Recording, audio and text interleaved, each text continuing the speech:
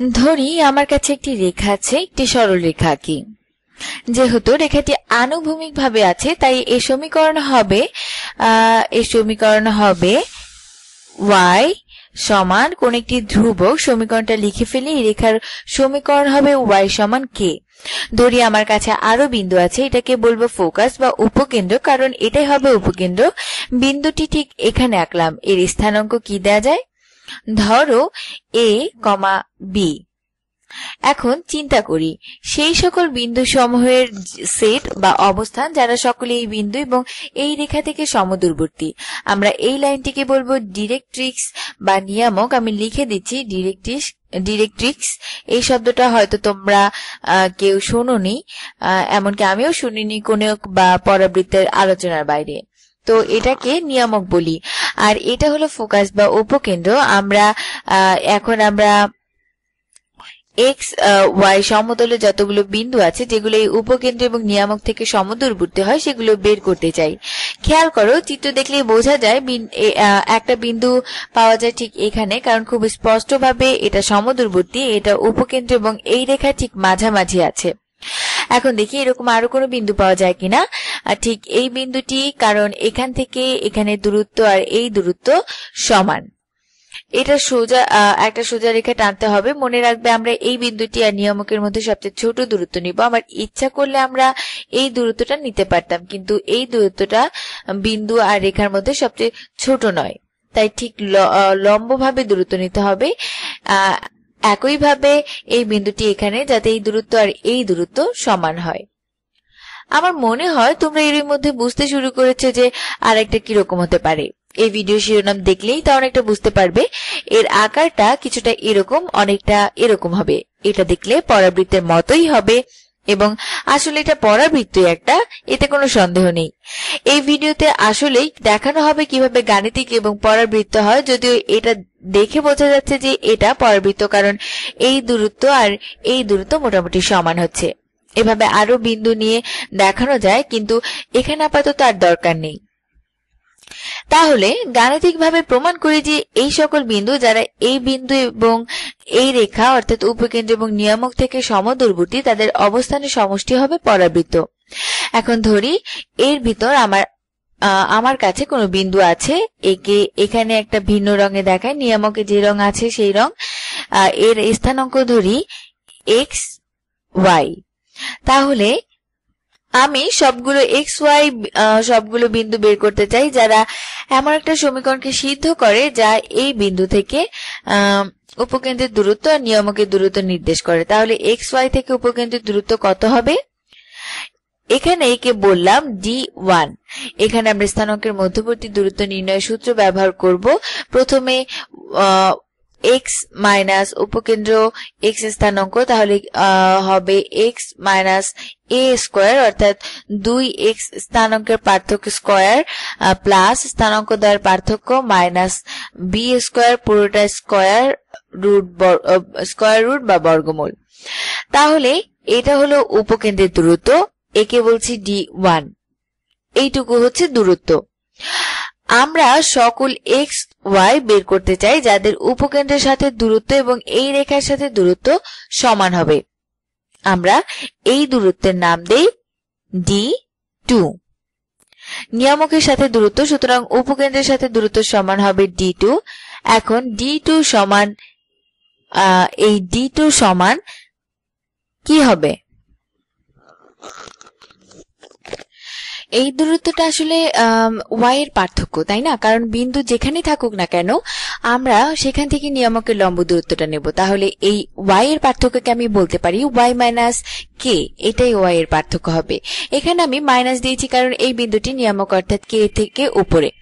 এখন আমি যদি এমন হয় যে এই বিন্দুটি নিয়ামকের নিচে, কারণ আমি বলিনি যে এখানে শুধু এই রেখার উপরের বিন্দু নিয়েই কাজ করতে হবে, আমরা এখনো সেটা প্রমাণ করিনি। তাই এই দূরত্ব যাতে ধনাত্মক না হয় তা নিশ্চিত করার জন্য আমরা কোনো পূর্ণাঙ্গ মান নিতে পারি বা একে বর্গ করতে পারি এবং তারপর বর্গমূল নিতে পারি। তাহলে নিশ্চিত হওয়া যাবে যে আমাদের দূরত্ব ঋণাত্মক হচ্ছে না। অতএব এখানে আমাদের সমীকরণ সাজানো হবে সবগুলো এক্স এবং ওয়াই এর জন্য, যেখানে উপকেন্দ্রের দূরত্ব আমাদের নিয়ামকের দূরত্ব সমান হয়। দেখা যাক এটা আসলে পরাবৃত্তের মতো হয় কিনা। প্রথমে যেটা করতে পারি, আমরা দুই পাশে বর্গ করে বর্গমূলগুলো তুলে নিতে পারি। তাহলে পাবো x মাইনাস a স্কোয়ার বর্গমূল না রেখে আমরা তুলে নিয়েছি। এখানে x minus a square plus y minus b square সমান অপর পাশের বর্গ y মাইনাস k স্কোয়ার। এখন মোটামুটি দেখে মনে হচ্ছে যে এখানে y স্কোয়ারের পদ আসতে পারে, যদিও এটা একটা x স্কোয়ারের পদও আছে, তাই দেখে পরাবৃত্তের সমীকরণ মতো মনে হচ্ছে না। আমরা আরো সামনের দিকে এগিয়ে যাই। সুতরাং x মাইনাস a স্কোয়ার পরবর্তী দ্বিপদ বর্গগুলোকে বর্গের সূত্র অনুযায়ী লিখি। তাহলে plus y minus 2yb plus b square সমান y স্কোয়ার সমান minus 2yk plus k square. এখন এটাকে সরল করার জন্য কি করা যায়? আমাদের এখানে একটা y স্কোয়ার আছে আর ডান পাশে y স্কোয়ার আছে। আমরা উভয় পাশে y স্কোয়ার বিয়োগ করতে পারি, তাহলে তা কাটা যাবে। এখন কিন্তু সমীকরণটা দেখে অনেকটা পরাবৃত্তের মতো লাগছে, কারণ এখন এই সমীকরণকে x স্কোয়ারের সাথে y কে x স্কোয়ারের সাথে সম্পর্কিত করছে। অতএব এটাকে পরিষ্কার করে লিখি যেন আমরা এমন সমীকরণ পাই যেটা পরাবৃত্তের সাথে সামঞ্জস্যপূর্ণ হয়। এখন আমরা পেলাম x minus a square minus 2yb plus b square সমান minus 2yk plus 2yk plus a square. এখন সবগুলো y আর ধ্রুবকগুলোকে সমীকরণ এক পাশে নিয়ে আসি। আমরা যদি এই দুইটা পদকে ডান দিকে নিতে চাই, তাহলে উভয় পাশে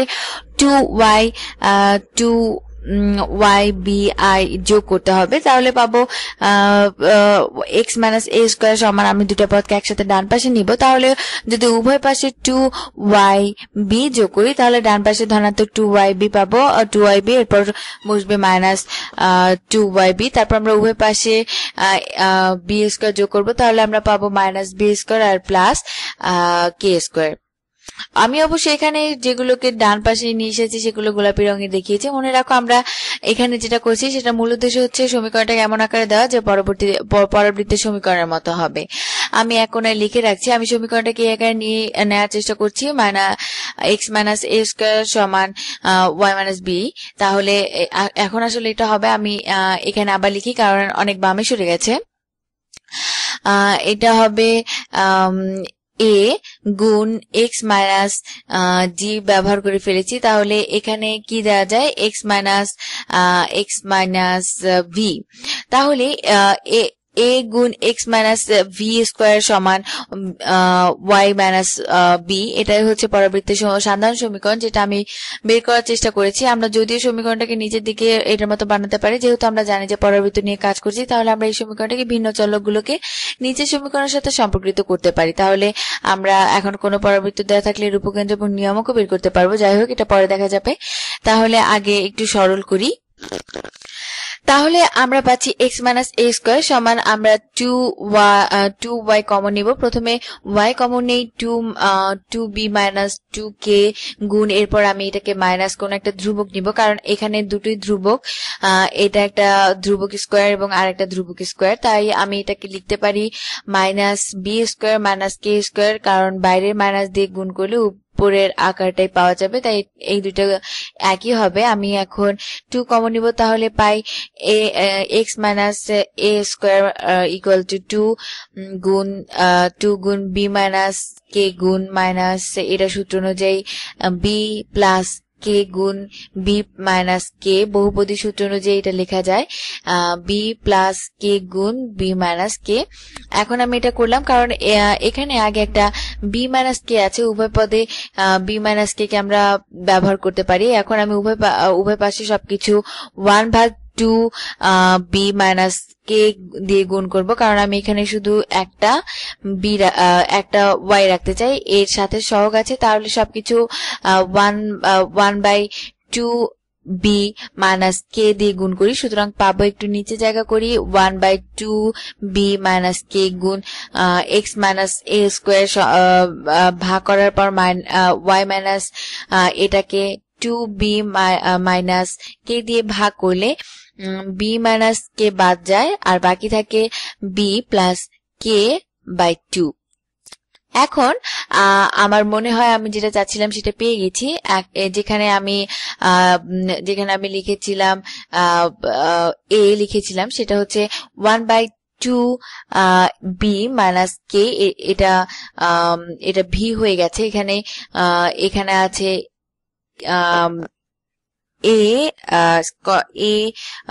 y আছে এবং y এর জায়গায়, এবং আমি উপরে ধ্রুবকটা এখানে। অতএব আমি আশা করি দেখতে পেরেছি এই সকল বিন্দু যারা এখানে এই বিন্দু থেকে এটা যে কোনো বিন্দু b, যে কোনো বিন্দু a b হতে পারে এবং কোন সরলরেখা থেকে সমদূরবর্তী, তাদের অবস্থানের সমষ্টি হলো পরাবৃত্ত। এটা এক ধরনের প্রক্রিয়া যেটা দ্বারা পরাবৃত্ত দেখানো যায়, এবং আমরা আরো দেখতে পাবো যে আমরা যদি এই সম্পর্কে পরিবর্তন করি এবং এখানে পেয়েছি বিন্দুগুলো সবই উপকেন্দ্র আর নিয়ামক থেকে সমদূরবর্তী, আমরা যদি দূরত্বের অনুপাত পরিবর্তন করি, যেমন যদি বিন্দুগুলো উপকেন্দ্রের সাথে দূরত্ব নিয়ামকের সাথে দূরত্বের অর্ধেক হয়, আমরা এটাকে নতুন ধরনের কোণক পাই। আমরা আবার দূরত্ব যদি দ্বিগুণ হয় তাহলে আরেক ধরনের কোণক পাই। এটা আসলে খুব মজার একটা উপায়। যেমন আমি আমার প্রথম ভিডিওতে দেখিয়েছিলাম কিভাবে এরা সবাই ত্রিকোণমিতিক কোণকের সাথে সম্পর্কিত এবং এরা এভাবে পরস্পরের সাথে সম্পর্কিত। পর্যায়ক্রমে আমি দেখাবো কিভাবে এই সমীকরণ কিভাবে ত্রিমাত্রিক কোণকের সাথে সম্পর্কিত, যাতে বোঝা যায় কিভাবে সবকিছু একসাথে সম্পর্কিত। তাহলে এখন পর্যন্ত আমরা যা দেখলাম, সকল বিন্দু যারা উপকেন্দ্র এবং নিয়ামকের সাথে সমদূরবর্তী তাদের অবস্থানের সমষ্টি হবে পরাবৃত্ত। এখন মজার বিষয় হচ্ছে, ধরি একটা পরাবৃত্ত আছে, এটাকে সাধারণভাবে করি এবং আমি এবার